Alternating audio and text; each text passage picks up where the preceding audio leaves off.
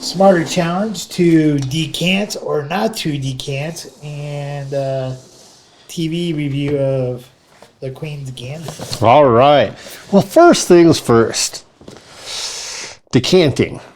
They sell tons of attractive, possibly even masculine, awesome, superb decanters, all different shapes and styles. Noah has one of a stormtrooper, pretty badass. This one was gifted to me from Marissa. Atlas, holding the world on his shoulders. The first thing I will say with any decanter situation is, typically, it doesn't benefit you to do anything but have an attractive decanter full of a liquor you want to put in it, because with alcohol, with spirits, you're not getting the true benefit of a decanter. And what you are doing is aging that alcohol, in this case Scotch, more quickly. So for our exercise, we are not going to use an expensive Scotch. We're going to use the Lagavulin 8, an inexpensive Scotch, for our little experiment. Now, there is one point, and while I'm doing this and pouring this, I'll ask Noah to go over the details. When is it appropriate to decant?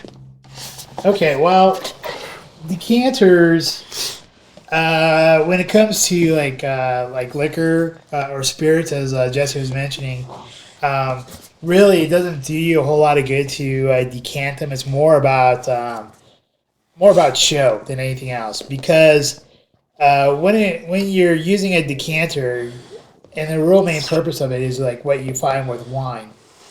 And so with wines, what you're doing there is that you are exposing more of the wine to the air to oxidate it, and also to that way it helps like bring out more of the characteristics of the wine, and to help it age a little bit quicker and mile out the tannins, as well as get rid of some of the sediments there. And so that's why when you see like wine decanters, they have like a big opening area, and then an area where a lot of the wine is exposed, like what you see with either like the teardrop decanters, where they kind of come down like that, like a narrow neck, and they come way out and widen out the bottom, or you have the duck decanters, where they have like a little spout over here, and then they come down and then they go back up. So it has kind of like a body of a duck. But the whole reason why that is there is so that way you get more air exposed to the wine, and so therefore it will like mellow out the tannins, and once again get rid of that sediment, and basically make it easier for you to drink, especially if the wine is young, or if it's either old and it's still kind of tight and you want to have it open up. Now, when it comes to like bourbons or scotches, here you normally wouldn't do it. It's just more for like a display, or just kind of show off your drink. It looks cool. And honestly, I think the Atlas one there that you have is awesome. But here's the thing: like, if you're going to be like using a decanter for your spirits, most likely you're going to be drinking the Scotch within like a month to a month and a half, maybe 2 months at most. So it's really not there for long-term use. And then also, when you are using a decanter with a spirit, that's why you have those lids on there. Some of them are kind of like loose tops. Like I think this one's more of a loose top, and because it is more of a loose top, you're gonna get more air in there, exposing it to the spirit, and therefore it's gonna age quicker. Whereas if you had a tighter seal on there, if you had the tighter seal, kind of like you would with your with the cork toppers that you have on your actual Scotch bottles, it will help it last longer. And obviously, like the more you drink of it, the more it's going to be exposed to the air, and the faster it's going to age. So, is that kind of like what you wanted me to talk about? Yeah, absolutely. So it absolutely makes sense to decant wine, especially those high in tannins, you're breaking them down, you're making it more enjoyable for most. Now, some people really like super tannin wines. Don't decant it. It's that simple. You're also going to typically be drinking younger wines in that case, where they haven't broken down naturally. But with alcohols, it's all about the look. And at the end of the day, it is pretty cool. It looks fun. But as far as improving the flavor, the taste for a spirit, not really going to do anything. For a nice Bordeaux, might absolutely do a lot. So, like, as you mentioned, there's like one story I told you about, right? Where before I left Colorado and moved to Utah, I used to be a wine buyer, and one of my clients bought some 2001 Grand Cru Bordeaux's, one of them being Lafite Rothschild. Which at the time I think was going right around like $1,500 to $1,800 a bottle, and as a going away gift, he opened up one of those bottles and he decanted it for 24 hours, which helped open it up and mellow it out, and it was a phenomenal bottle. We had it with some steaks and baked potato and stuff like that. Incredible. And then after that, he opened up another Grand Cru Bordeaux. And then we went over to one of his buddies' houses, and he opened up some other like high-end wine. So I think that night we drank close to like $8,000 worth of wine. It was a fun night, great night. His name Robert was his name. He's a good friend, and he was a great client of mine at the time. So, but yeah, that's the reason why you would use a decanter. You wouldn't. I wouldn't really. Unless you want it for show, I really wouldn't really recommend a decanter for spirits. But it does look fucking cool, dude. They are. You got a cool one like this. This is pretty cool. And the Stormtrooper one that Brian got me is kind of cool. I like it. But yeah, I mean, honestly, it's more about show or showmanship than it is really about something that's beneficial for the drink itself. Absolutely. So if you've got some money to burn, and fewer Americans in our current economic situation do, buy a decanter, decant your liquors, but first, especially if you enjoy a good wine, use a wine decanter. You're going to get more bang for your buck. Exactly. All right. It is pretty cool. It is kind of cool. It's a fun one. All right. So the second half of this Smarter Challenge, and I'm glad we both enjoyed it, because Noah and I had a very long conversation about this Smarter Challenge this weekend, and some of the things that really stuck out, and we're going to be sharing some of those with you right now. It is the 2020 Netflix series, 7 episodes, The Queen's Gambit. Originally aired first episode October 23rd of 2020. And man, I had seen it advertised for 2 years and never thought much of it. And I will admit for myself, even the first episode, a little slow at the beginning, but once you finish that, I was hooked. I couldn't stop. I agree with you. I've heard people talk about saying how good it was, even like on a Buff Stampede, which is like the chat area or like whatever for all things sports for University of Colorado Buffalo sports. There's people who did like an off-topic thread there talking about the Queen's Gambit, and I still didn't watch it. I saw like the the thumbnail that they have on Netflix. I'm like, I don't know about that, and I tried watching the first episode like 3 different times, fell asleep halfway through each time. Finally, because it was a Smarter Challenge, I forced myself to watch the first episode all the way through. By the time I finished that first episode, I was hooked. I couldn't stop watching. I was up all night, and I think I stopped watching it like at 5 o'clock in the morning. I did a total binge of it, which I'm kind of bad in that sense. Like if I get onto a show and it's binge worthy for me, I will go without sleep to watch the whole thing, just so that way I can get it done with and out of my life. But I like that at the end of that first episode where she just goes in, spoiler alert, where she goes in and grabs like all those drugs and those tranquilizers and just like starts gobbling up like the candy.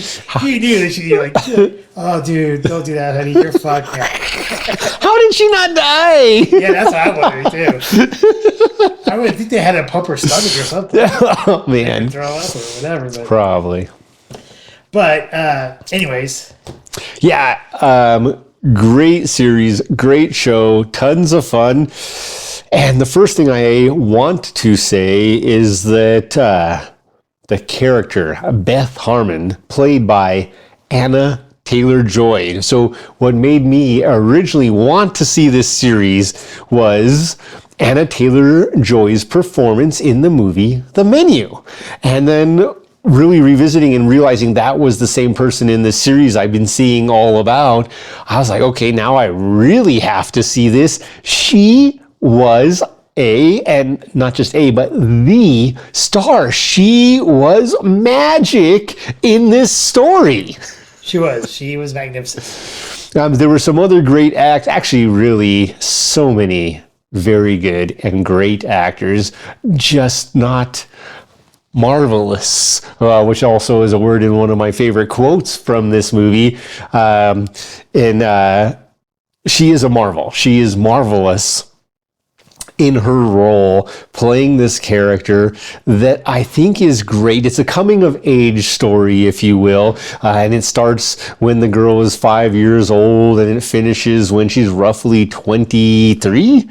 She's pretty young to be playing the greatest Russian chess player on the planet. There's some of those grandmasters, like they're like people like when they're like 8. Yes, for sure. But it's a marvelous coming of age story. Her mother, Alma Wheatley, played by Marielle Heller, did a good job. But the other guy, and I think this is probably true for you as well, that actually there's a ton of them. One of the most impactful characters was the character William Scheibel, played by Bill Camp, who plays the custodian who teaches the young Beth Harmon how to play chess. And the connection there, for me, watching this show, was very evident right from the beginning, but it didn't hit her, and I think this was part of what made the story great, until she revisited that herself 15 years later in life. Well, I think that kind of holds true, though, for a lot of people. I think you have mentors or people who come into your life that have a great influence. And while you're going through whatever you're going through, you don't realize what they mean to you or the influence that they had upon you at that particular point in time. And then later on, when you have that time to go back, if you're lucky and have that time to go back, then you realize that the magnitude that they had on your life. So, like in this case here, you see her like in the flashbacks that her father didn't want to have it. Like I think the father wanted to have something to do with her at the very beginning, but the mom wouldn't allow it. Then when the mom wanted to have the father come and become involved, he had already moved on and didn't want anything to do with the daughter at that point. So after that, she becomes an orphan, and then she gets adopted, and then her adopted parents, the dad took off on the adopted mom. So once again, there was no father figure here. So the janitor, Mr. Scheibel, yes, he actually was her father figure, and I don't think she really realized that he was a father figure, and he maybe not have been like the father figure in a traditional sense, but when you look at like things that you can learn in life through chess, he was very much so her father figure and taught her a lot of lessons within chess that propelled her throughout life. And really, that background of him teaching her chess not only prepped her for kind of like life in general, but also set her up for success in that sport or game of chess in itself. I 100% agree, and it's also very interesting because I think in a lot of the stories and books and tales of that time, you do find these superbly impactful father figures who are very stoic, who are very honest, but super supportive, whether or not that child figure realizes it at the time. This kind of dives into something deeper, and I don't know, I'm going to go a little bit off track here. Go for it. Because this kind of like reminds me of just a TikTok clip. I think it might have been TikTok, or it might have been in a YouTube short or whatever. And it's also, you could go look it up. It's statistically proven anyways, but it talks about this video talks about how single fathers have the same amount of success rate, or very close to, as couples like stay together when they raise children, whereas single mothers who don't have a father involved, like there's not a father figure involved, they tend to have more children who are at risk, and the guy was talking more about those who go to jail and stuff like that. So children of single mothers have a much higher rate of going to jail than those children who are raised by a couple or those raised by a single father. And here, the influence of the janitor, Scheibel, is that father figure in her life, and I think that's what helped her become so successful, because he was strict about, like, the way he taught her. He was able to lay down that law, like, you don't do this, like, you lost. Even though you can't see, even though you see you lost, or maybe you couldn't see it at the time, we're not going to play it out because you've lost. You do the respectful thing and you resign. And there's and then one time she was negligent with her queen on the board, and he's like, because of this, you're punished. We're not going to play now. So he helped set those structures in place that helped her both in the game and in life. And I think it's very important to have father figures involved in children. And this kind of is one way of showing it without showing it. It absolutely is. It was, again, it's kind of a magical story. To give the quick outline, we haven't done that yet, that we mentioned, it's a coming of age story of a young chess prodigy, in this case super rare, as particularly for the time. A young female chess player starts to learn how to play chess at age 5 after her mother, as we were talking about, not necessarily a successful mother, decides to go a different route, and she is orphaned, goes to an orphanage, learns to play chess, eventually is adopted by a couple who had tried to have a child but could not themselves, and then continues to learn and grow with chess in high school and beyond with this magical journey. And she had a magical journey in life.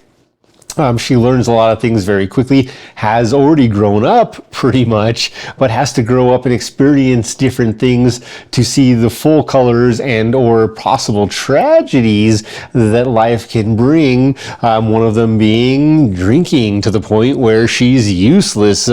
She's in her own pit of despair, and she has to climb her way out. She does that with a friend, and ultimately, after losing once to the world champion chess player, her one chance not to have to do it in Russia, she was in Paris, gets the chance to face him again in Russia. And her own battle is one that's beautiful in a sense that she had to do it herself. She did not take any easy roads.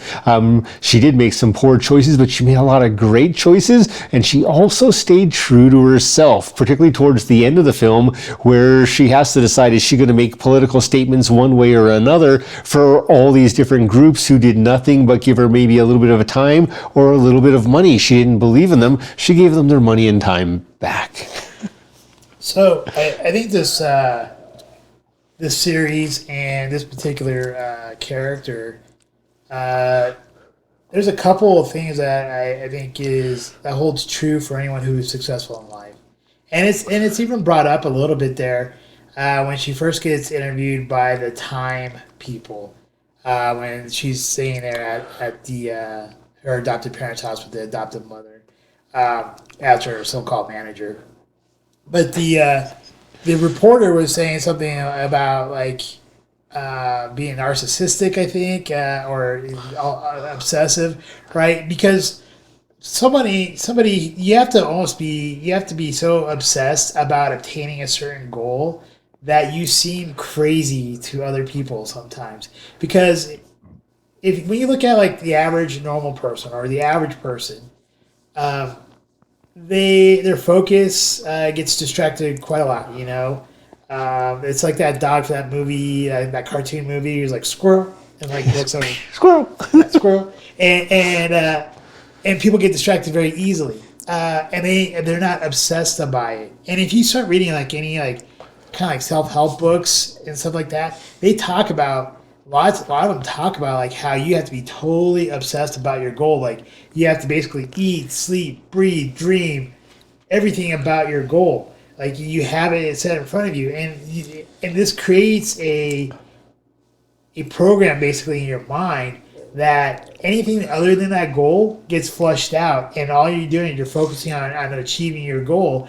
And no matter what the obstacle is, if you already made that decision to go after that goal, everything else goes off to the wayside. And really, when you look at decision and how it breaks down, it's to put to death, right? So a decision is to put to death all other options.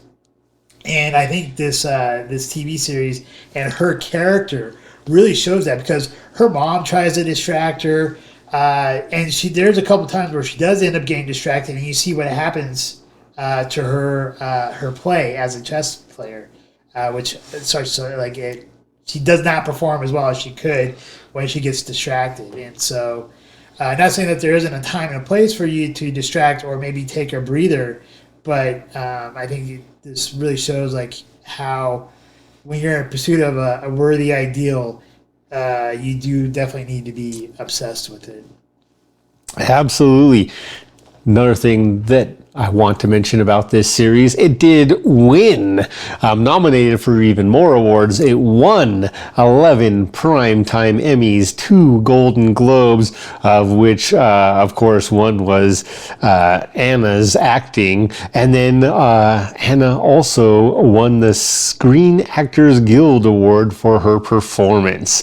And Noah brought this to my attention earlier. This has been the most successful Netflix series of all time. And it's great. Yeah, he also brought up that after this happened, the chess.com sites, purchases, subscriptions, however they run it, went up 500%, fivefold, 500% more. Chessboards were selling, chess books were selling, chess games, all sorts of things. So it made a very big impact, and I think that's wonderful. I actually do think it's great. I don't think there's enough of those games where one thinks about the strategy, because in life there are truths, and we don't always want to admit it, but there are certain types of people. We deal with them. Mila just dealt with one at her job where this person, as she's, going on, was saying, they're quitting. How do they even still have a job after months of doing the same thing, which is nothing? And that is one of those players on our own personal chessboard. It's learning who the rooks are or who the knights are, what the queen can do. Is she more impactful than the king? And that's pretty much, I think, the beautiful piece of the Queen's Gambit, the Gambit being the giving of one's piece, if you will, the sacrifice, that Gambit, the sacrifice to get advantage on the board. And the way the series ends is beautiful. Do you have one or several favorite quotes or points of the movie? Yeah, well, this is not necessarily a quote, but definitely a point here. And I didn't really realize it, but I know we talked about it, but in a roundabout way, is that we talked about all the different outfits that she wore. Oh, amazing! Like, and I'm not like super into fashion. Like, maybe like when I was younger, I was more into like some like designers and stuff, but not as much anymore. But nonetheless, some of the dresses and outfits that she wore were incredible. And what I didn't really realize until I saw some factoid sheet about the series is that a lot of it was inspired by a chessboard. So they're using like squares or straight lines or diagonals of white and black, and like you notice it, but you don't notice it. It's kind of subtle. But then when I read it, I'm like, oh yeah, that's so obvious. And Jesse and I were talking about this the other day about the outfits that she wore and how she looked really classy and it was very, I'm not even sure what the right word would be, but very... both elegant, sophisticated. Yeah, the 60s, right? Yeah. And the other thing here that I thought, I'll say my quote here. Anger, there's two quotes. This is my second favorite, not my favorite. My second favorite is, anger is a potent spice. A pinch wakes you up and too much dulls your senses. And it's so true. Like, anger is such a great emotion that it can drive you to success, but at the same time, too much of anger can drive you to your own demise. And I think it's very true. And you see it happen to her as well. And I know it happens in my life, and I'm sure you might, I mean, some of you listeners, you might have experienced that as well, where someone upsets you, gets you angry. It'll drive you because you got the passion to prove them wrong or whatever. And that can be a great motivator. But at the same time, if you get too pissed off or too angry, you start getting tunnel vision, and then next thing you know, you become self-detrimental. And you end up making you make a bigger mistake than what you started off with and why you got angry. The other one, and I think this one is awesome, and I think it really, when you look at her life being an orphan, look at her mother, and I really find I get it, your mind is like a program or like software, and most of the programming gets done by the time you're age 5. Anything after that, it takes a lot of work to rewrite any of that software in your mind. But when you look at her being an orphan, the stuff that her mom said to her, which was very detrimental to her, and affects her throughout most of her young life, and then looking at her life as living in the foster with her foster parents or adoptive parents. This one here is that she says when talking about playing chess, it's the entire world of 64 squares. I feel safe because you look at before this point right here, her dad didn't want her mom didn't want her, went and crashed a car, killed herself, could have killed her too. She becomes an orphan. No one, for 5 to 13 years old, nobody wanted to adopt her. Then she gets adopted. Her adopted dad leaves her. So she probably has that sense of insecurity of not feeling safe and people abandoning, abandonment issues because people would abandon her. And then because of all this stuff too, she has no control over any of that. So in this quote here, it's the entire world of 64 squares. I feel safe. I can control it, I can dominate it, and it's predictable. Unlike life. Yes, you can predict some things in life, but there's an aspect of life which you can't predict. And because of this, she says that, so if I get hurt, I only have myself to blame. And I think that's so important because when you look at her life growing up, she didn't have control. She didn't feel safe. The world was not predictable. But on chess, she could zoom everything down into that. And I think it's phenomenal. And I think it helped her progress in life. Absolutely. It is a great quote, and it's a reality, not just for her in this movie, but for so many people in general. Really, my favorite quote, and we did also talk about this one, is when, and it's the second to last episode, I believe. It might be the last episode. And Beth Harmon plays Luchenko. Luchenko being someone whose book she read when she was young, when she was, I believe, 5 years old, maybe 6 years old, is learning to play chess, reads this book, The Basics of Chess, a different piece, really, but learning his strategies at a very young age.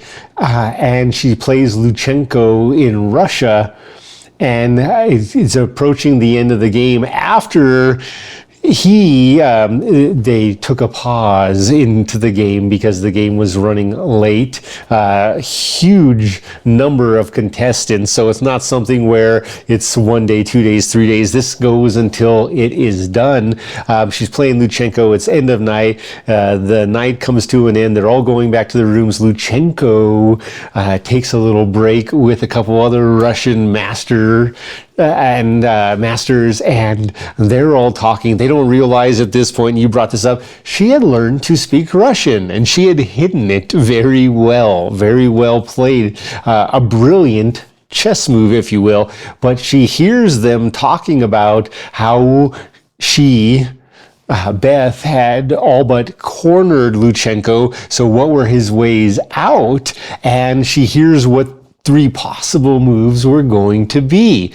The next day they adjourn, or they re-begin the game, and she knows most likely what he's going to do, so she plays the game and bests him yet again, to the point where he realizes he is beaten, and he resigns and lets her know, "You're a marvel, my dear. I have just played the best chess player in my life." And why this is so impactful to me and why that quote is so powerful is because this was in many ways one of her idols, her gods, the person who she learned so much from at a young age. And I can only imagine, because I have not experienced that, but I can only imagine how powerful that would be to meet your idol, and best them to the point where you conquered the king. I would imagine that'd be an impressive feat. As like to have them tell you that, you like fill you with such pride, but at the same time melt you at the same. Yes. Because you just be like, man, my idol like said I hit the pinnacle, I beat them, right, and then I'm proud that I did it, but at the same time I'm like, oh, like I don't know, it'd be so many emotions to feel there. Yeah. Oh man, the other, and I don't have the whole quote, but the other quote was right around, if you become Grand Master at 16, what are you going to do with the rest of your life? And that is an interesting thing to think about, because if you only have one goal, I think is the point for me, as I hear that, if this is your only goal in life, just to become the Grand Master, what are you going to do with the rest of your life once you win? Well, once you're the best, you can stay the best, which is far harder than getting to be the best. Staying the best is far harder, or you can find some other goals, but otherwise you're going to fall. Yeah, that was a good quote as well. I think some of the things here that you could take away from this series is that you can see how she started to kind of manipulate people using chess to real life, right? She started and this is true with playing chess, and this is why people who are into strategy, or in the military and stuff, will play chess, is that you start looking at possible moves. You have to think so many moves ahead. And you can tell, when the end of the first episode, after she starts to first learn how to play chess and starts picking it up, she starts maneuvering how to get into the little storage room to get those damn pills.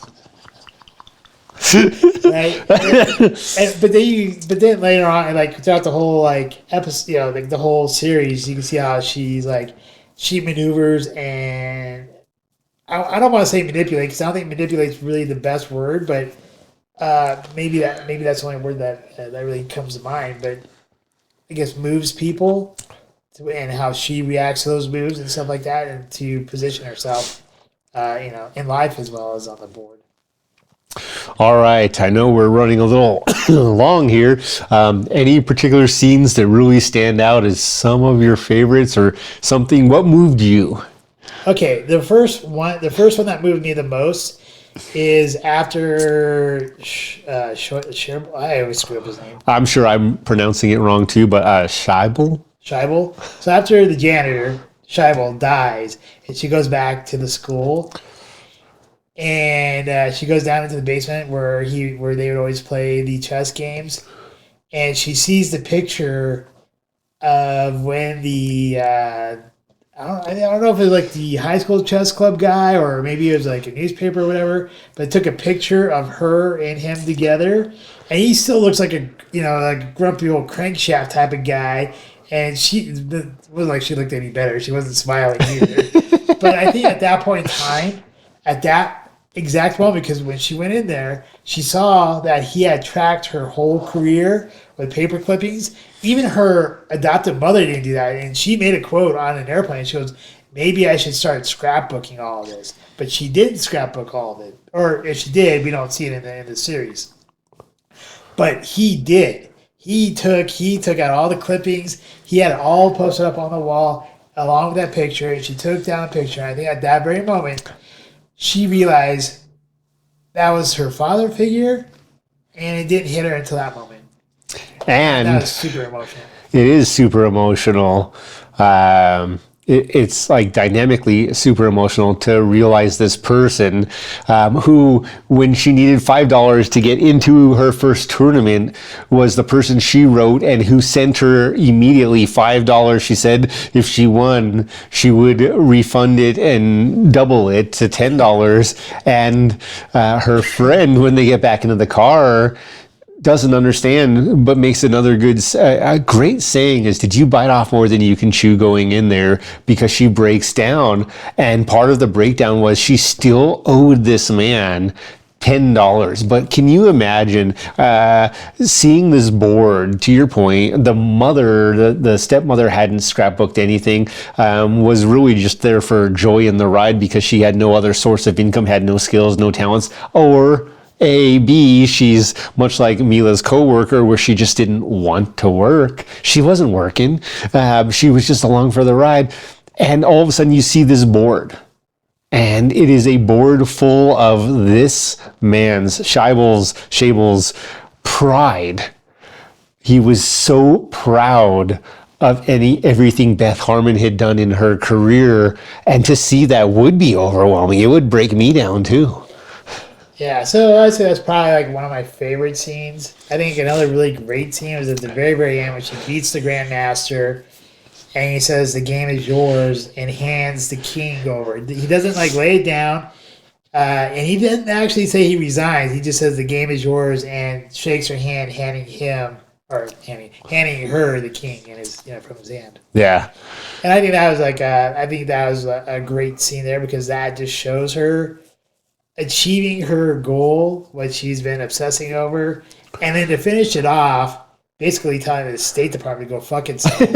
Yes! Yes! And instead of like going to the airport, he goes and plays some park chess with a bunch of like random like Russians. Right, and I think that was one of my it's like that's like a whole long scene. Yeah, for almost 7 hours of shows, probably like 5 hours, 40 minutes if you round it down because it's about 40 minutes per episode. But for 6 hours of TV, the ending was just as impactful as most of these other scenes. Seeing her play, and she walks into this park in Russia where all these older guys are playing chess, and immediately they show her respect.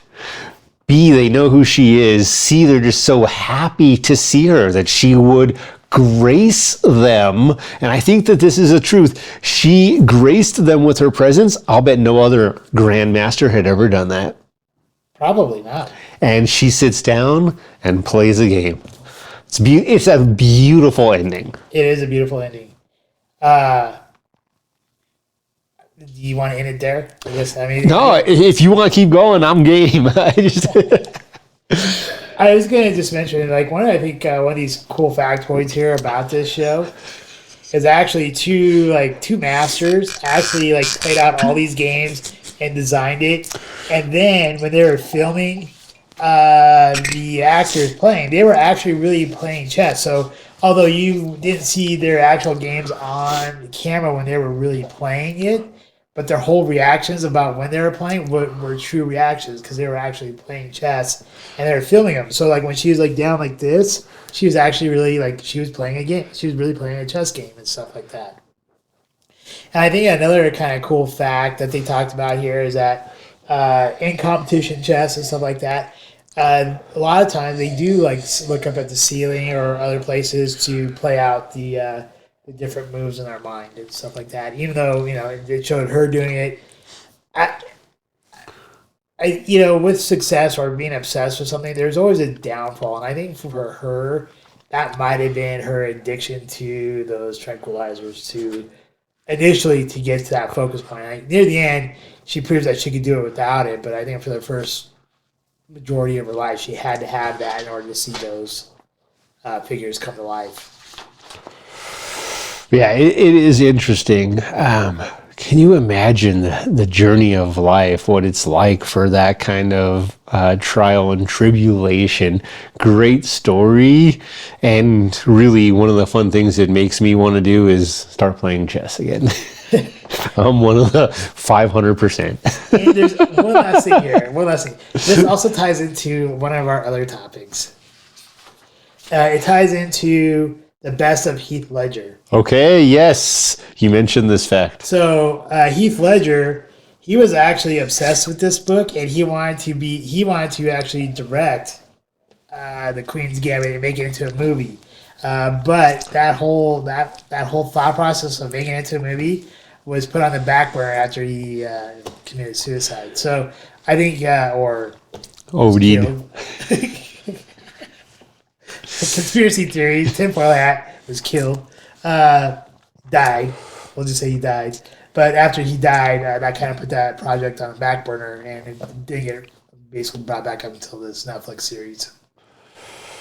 Yeah, and you mentioned it right there. The TV series is based on a book with the same title written in, or novel written in 1983 by Walter Tevis. So might be a good read. Might be. All right. I guess that's it, right? I'm done unless we got anything else. I think we're good. Right. I mean, I know we could talk about this for like all night. We could. So what's our next week's Scotch here? All right, for next week, Noah has selected for us the Glen Scotia Single Malt Scotch Whisky Double Cask. This is their classic Campbellton malt, rich and spicy. Hopefully not. As spicy as this last one. I'm telling you, man, I'm digging it. I'm actually enjoying it more now than before. All right, for next week's Smarter Challenge. All right, I was struggling a little bit about next week's Smarter Challenge. But I think I'm going to go with my original thought.